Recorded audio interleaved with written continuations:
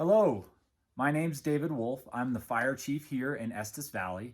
And like you, I'm doing my best to stay home to help make sure that we don't spread any germs around that we don't have to. Today, I'm going to be sharing a story, Clifford the Firehouse Dog. One I would have read had little boys and girls been able to come to the fire station and read the story with us. And we hope to do that again soon, and hopefully we'll be able to do that this fall. Today I've got my son Beckett, who's going to join us for the story. Can you say hello? Hello. And so we're going to read this story together. So, Clifford the Firehouse Dog.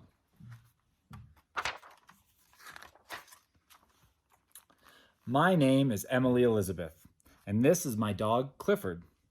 Clifford is not the oldest in his family, but he's the biggest. Are you the oldest in your family? Or are you the youngest?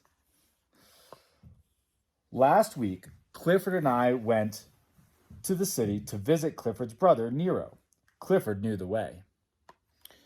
Nero lives in a firehouse. He's a firehouse dog.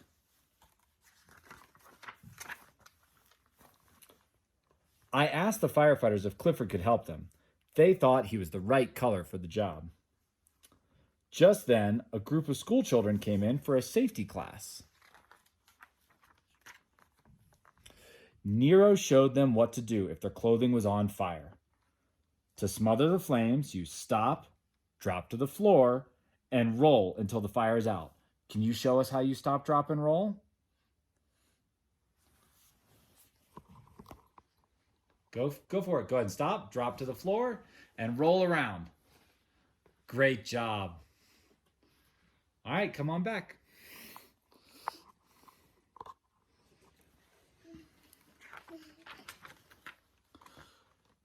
Clifford thought that he could do that. He repeated the lesson for the class. He stopped.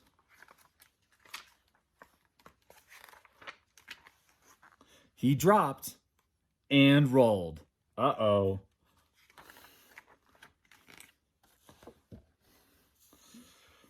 He rolled a little too far. Just then, we heard the siren. There was a fire. Nero stayed to guard the children. Clifford and I ran ahead. He cleared the street for the fire trucks. Smoke was pouring from the top floor of a tall building. Clifford pushed the crowd back to a safe place. He saw some people in trouble. Clifford to the rescue! The heavy hose was hard to unroll. Clifford gave the firefighters a hand. But then he saw that the fire hydrant was stuck shut. Thank goodness Clifford was there to unstick it. They had to get the smoke out of the building. Clifford made a hole in the roof. The firefighters were calling for more water. Clifford found some. He helped clear the smoke away. See him blowing the air in, getting the smoke out. Yes. When the fire was out, Clifford made sure that the firefighters got out of the building safely. They were grateful for everything he had done to help.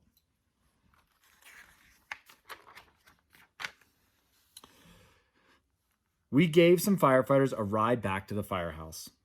Clifford was a hero. The fire chief made him an honorary fire rescue dog, just like his brother, Nero. And that was the story, Clifford the Firehouse Dog. I wanted to share what it looks like inside the fire station here in Estes. And I know that most people aren't interested in what's going on up in the offices, so we're going to head straight out into the bays. Hello, I'm David Wolf, the fire chief with Estes Valley Fire, back to read another story for Fire Station Storytime. Today, I've got the story, Marley the Firehouse Dog, that I'm going to be sharing.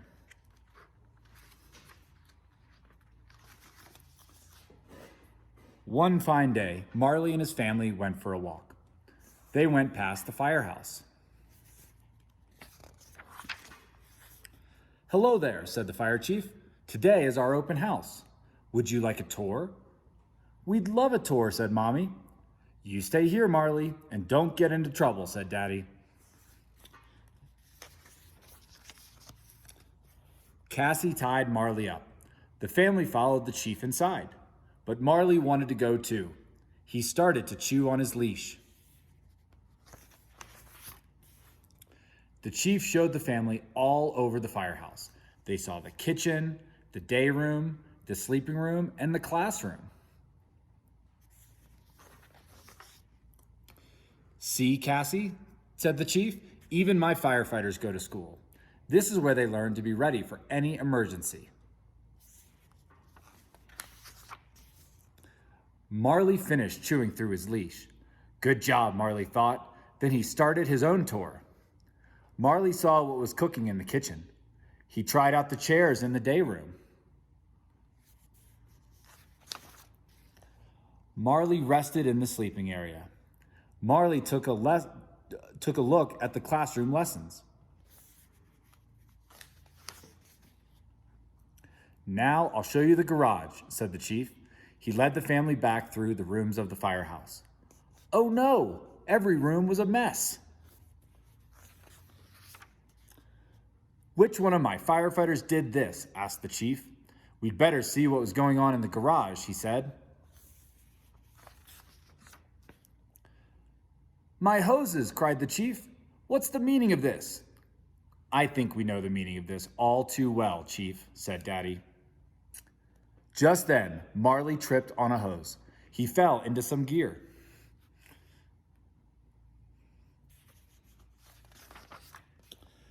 Cassie saw the gear on the floor begin to move. "Chief," Cassie called, "emergency." Suddenly, Marley popped up. "Chief, meet Marley, your messy firefighter," Daddy said. "Chief, we are very sorry," said Mommy. "It's all right," said the chief, smiling. "We're used to emergencies." "With a dog like Marley, we're used to emergencies too," said Daddy.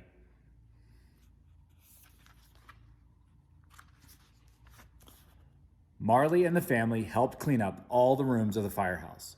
When they were done, the chief had a surprise for Marley.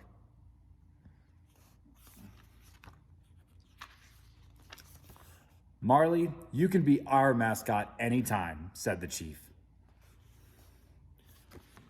So I hope you enjoyed the story. And next, we're going to do a tour of our fire station here in Estes. When there's an emergency, our firefighters respond here to the station and then come out to this bay area. Most of our firefighters are volunteers, and so they have their bunker gear stored here on their racks. And this bunker gear includes their coats, helmets, boots, pants, and anything they might need for a wildfire or a structure fire. And then those firefighters can hop onto one of our apparatus that we use to respond to incidents. So here we have engine 71. This is our first out engine that we take on most of our calls. It carries water and hose, everything that we need for vehicle extrications or car crashes. In the back, there's room for up to 4 firefighters back here where they can put on their air packs to help them breathe inside of a fire, get their radios, and any other equipment that they might need to help fight a fire. They're able to come back here and get their hoses that they can pull, and then the driver is the one who operates the pump panel and makes sure that water gets to the hose. Parked right next to our engine is our ladder truck. This is a ladder truck that went into service this year and is new to the district.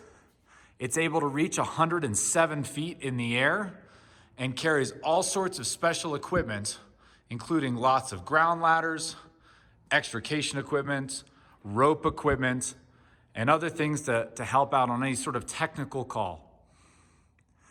Next to the ladder truck, we have 2 tenders. These tenders are used for hauling lots of water to areas in our district where we don't have fire hydrants. So each of these tenders carries almost 2,000 gallons of water and is able to help move that water to where we need it.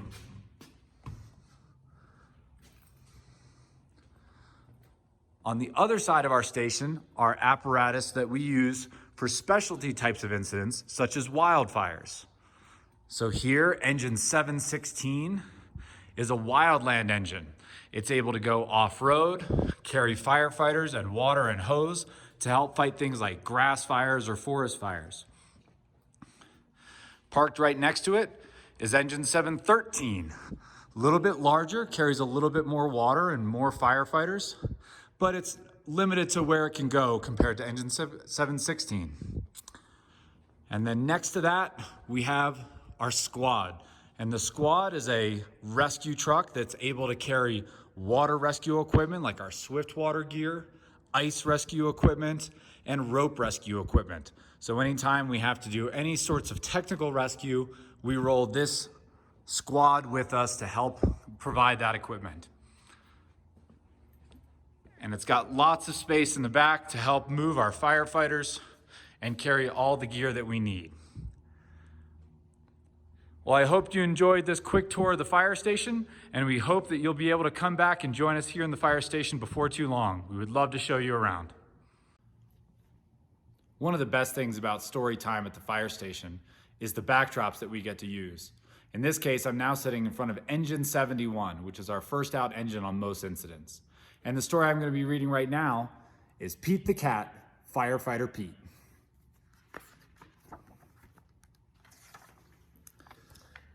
We're going on a class trip today, says Principal Nancy. She leads the class to a bright yellow bus. Everyone climbs on board.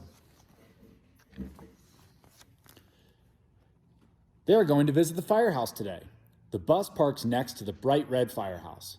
Pete and his classmates are excited. The firehouse is huge. It's so big it can hold 2 long red fire trucks and all of the firefighters' equipment.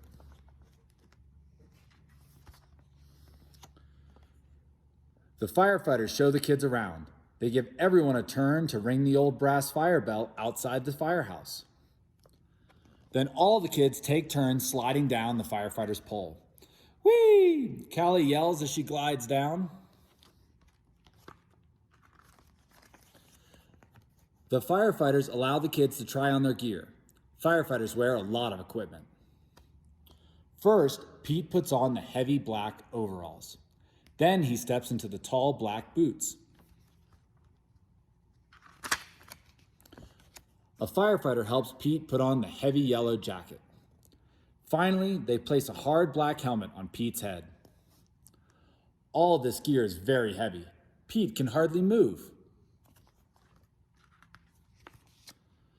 The firefighters allow the kids to explore one of the fire trucks. Callie sits in the driver's seat. She presses the horn. Brrr. It's so loud that all the kids cover their ears. Then Pete turns on the sirens and lights. The sirens blare. Wee wee. The lights flash red and yellow. Suddenly, a loud bell rings in the firehouse. Uh-oh, it's the fire alarm. There's a fire in town. Gear up, Pete. The firefighters scramble into their gear very quickly. Pete puts on his gear too. They all climb aboard the fire truck and turn on the siren and lights. Firefighter Pete and the firefighters are on their way. Wee wee. The fire engine races through towns and the lights flash round and round. A firefighter presses the horn. Brrr. All the other cars move out of the way. There's the fire. It's hot and loud, but the firefighters know exactly what to do. They work together as a team to connect the fire truck to the fire hydrant. The firefighters also attach a long, heavy hose to the truck. Firefighter Pete gives the signal and the firefighters turn on the water. Whoosh! The water gushes out very fast. Several firefighters must hold the hose to control it. Pete helps direct the hose as they spray the fire with water. The fire is starting to go out. There is smoke everywhere. Suddenly, Pete hears yelling from the roof. Oh no, it's Grumpy Toad. He needs to be rescued. The firefighters raise a long ladder from the truck. Crank, crank, crank. The ladder goes up and up and up. Firefighter Pete and another firefighter help Grumpy Toad climb down the ladder carefully. Yay, the fire is out and everyone is safe. The firefighters drive back to the firehouse. They take off all their gear. They pat Pete on the back and say, "Good job, Pete." Firefighter Pete helps save the day. I hope you enjoyed that story and some of the others that we've done today, and I look forward to seeing you here at the firehouse before too long.